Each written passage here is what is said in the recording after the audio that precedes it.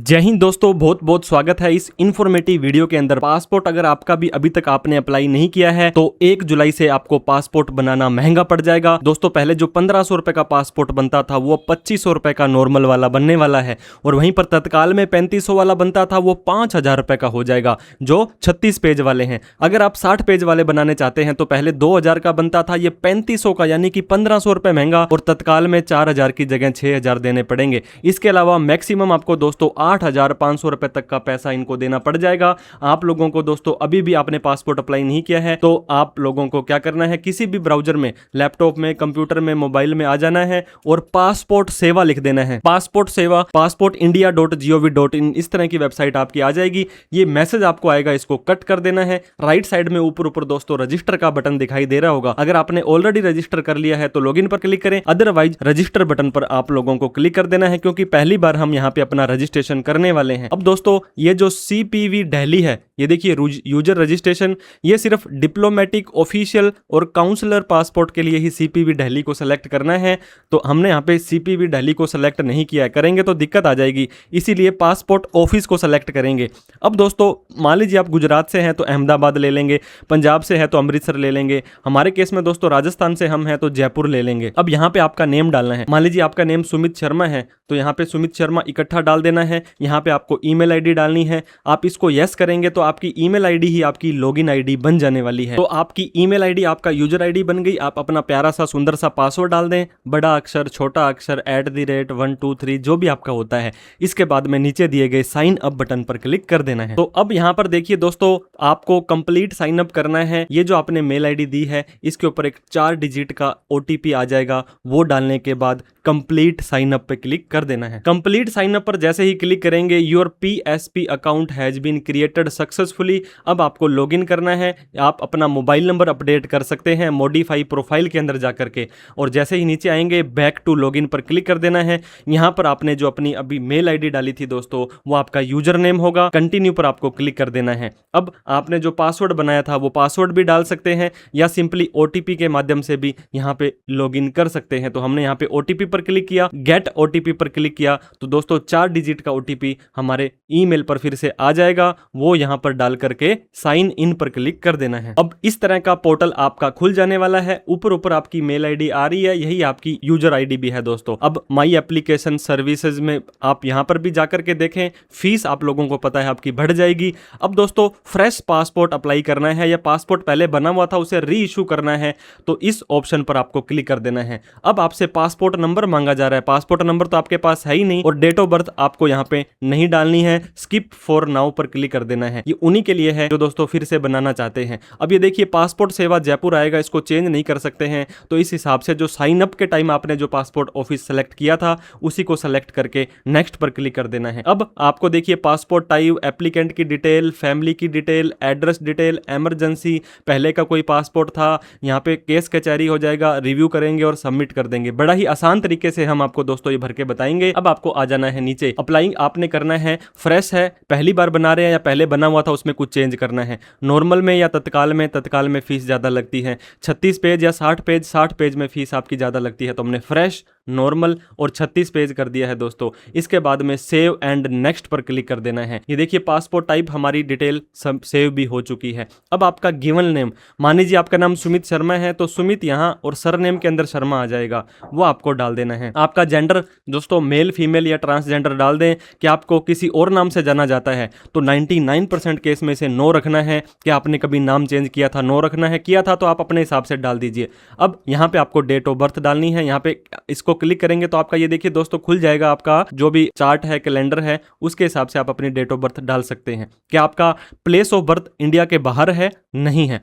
आपका जन्म कौन से जगह पर हुआ था, ये दोस्तों अच्छे से डालिएगा, क्योंकि पासपोर्ट के ऊपर यही छप करके आने वाला है। इसके बाद में आपको अपना स्टेट और आपको अपना डिस्ट्रिक्ट सेलेक्ट करना है। अब आप स्टेट अपना स्टेट सेलेक्ट कर लीजिए, आप अपना डिस्ट्रिक्ट इसके अंदर जो भी लिस्ट में आएगा वो आप अपना सेलेक्ट कर सकते हैं। इसके बाद में मैरिटल स्टेटस दोस्तों, आपकी शादी हो चुकी है तो मैरिड करेंगे, नहीं हुई है तो सिंगल करेंगे। तो हमने यहाँ पे मैरिड कर दिया है। आपकी नागरिकता भारत की जन्म से है या बाद में आए थे तो जन्म से है।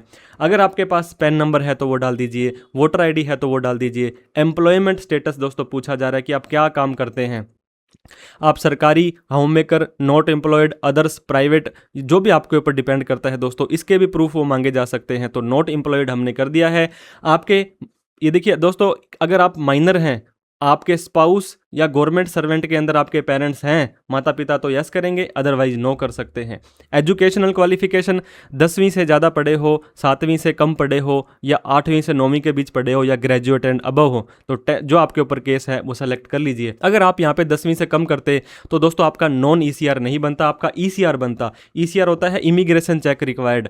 तो इस हिसाब से आपको, क्योंकि आपको पता होगा कि कम पढ़े लिखे लोगों का ईसीआर पासपोर्ट बनता है। अब आपके शरीर पर कोई निशान है, कोई मान लीजिए कोहनी पर, कोई फेस पर, तो आप यहाँ पे लिखेंगे। आधार नंबर है तो आप यहाँ पे डाल दीजिए। आधार नंबर को डाल करके यहाँ आपको एग्री को यस करना है, फिर आपको सेव एंड नेक्स्ट बटन पर क्लिक कर देना है। जैसे ही सेव एंड नेक्स्ट पर क्लिक करेंगे दोस्तों, एप्लीकेंट की डिटेल सेव हो चुकी है और यहाँ पे योर एप्लीकेशन रेफरेंस नंबर भी आ चुका है। आगे के लिए आपके ये काम आने वाला है। अब आपकी फैमिली की डिटेल डालनी है दोस्तों। यहाँ पर आपके फादर साहब का नेम डालना है, उनका फर्स्ट नेम और गिवन नेम, फिर सरनेम डालना है। मदर का नेम डालना है। अगर आप माइनर हैं तो गार्जियन का नेम डालना है। 18 साल से ज़्यादा वालों के लिए यहाँ पे कुछ नहीं आएगा। स्पाउस का नेम दोस्तों, अगर आप शादीशुदा हैं तो पति है तो पत्नी, पत्नी है तो पति का नाम डाल करके सेव एंड नेक्स्ट बटन पर क्लिक कर देना है। फैमिली डिटेल कंप्लीट होने के बाद अब आपको एड्रेस डालना है, जो आपके आधार कार्ड या किसी भी एड्रेस प्रूफ के अंदर है। आपका एड्रेस आउट ऑफ इंडिया है, नो कर दिया है। हाउस नंबर, बिल्डिंग वगैरह, फिर शहर का नाम, फिर पिन कोड,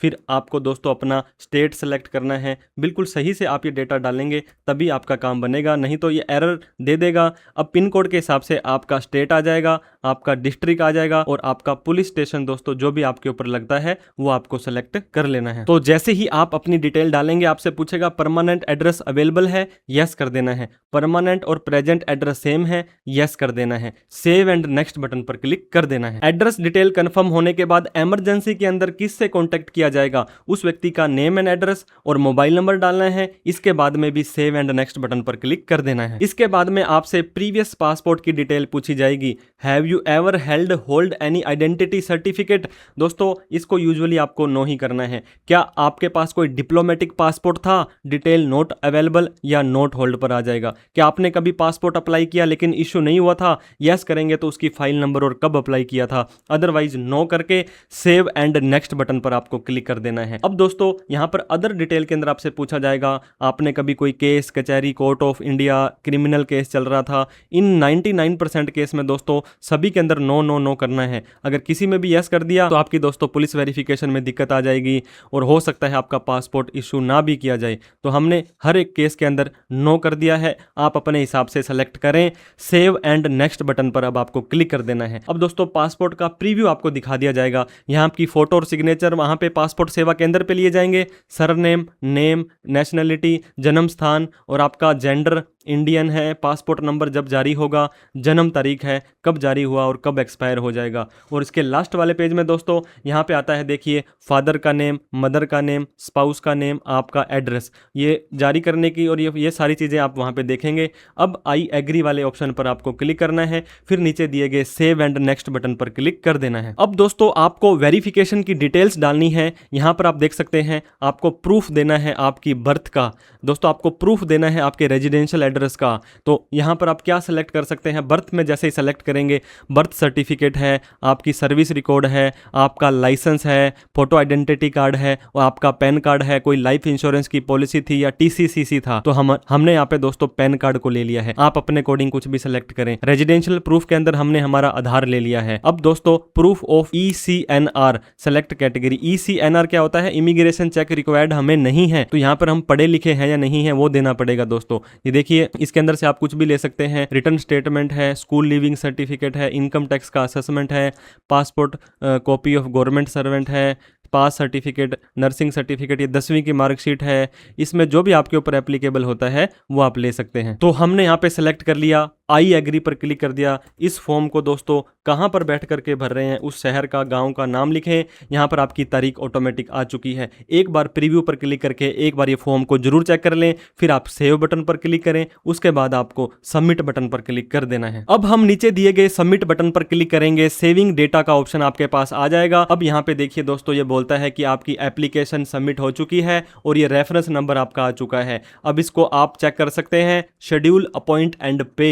दोस्तों हैंड टू हैंड ही करना है, तो आप यहाँ पे अभी इस पर क्लिक करेंगे। अब बाप बढ़ाना भैया दोस्तों, सबसे बड़ा रुपया। अब आपको पासपोर्ट सेवा केंद्र यहाँ पे सेलेक्ट करना है, जहां पर आपके स्टेट के अंदर जो जो ऑप्शन आपके पास आ रहे होंगे दोस्तों, वो सारे आपको यहाँ दिखा देगा। ये देखिए हमारे केस में अगर पासपोर्ट सेवा केंद्र हमने ये सेलेक्ट किया है तो यहाँ पर आपकी अवेलेबिलिटी बता देगा। राइट साइड में नीचे नीचे आएंगे तो यहाँ पर भी आपको ये बता देने वाला है कि इस सेंटर के अंदर इस तारीख से आपको अपॉइंटमेंट मिल जाएगी, यहाँ पर अवेलेबल नहीं है, यहाँ पर इससे मिल जाएगी। तो अगर आप किसी भी स्टेट में हैं, अगर आप राजस्थान के हैं तो किसी भी जिले के अंदर आप इसको अप्लाई कर सकते हैं।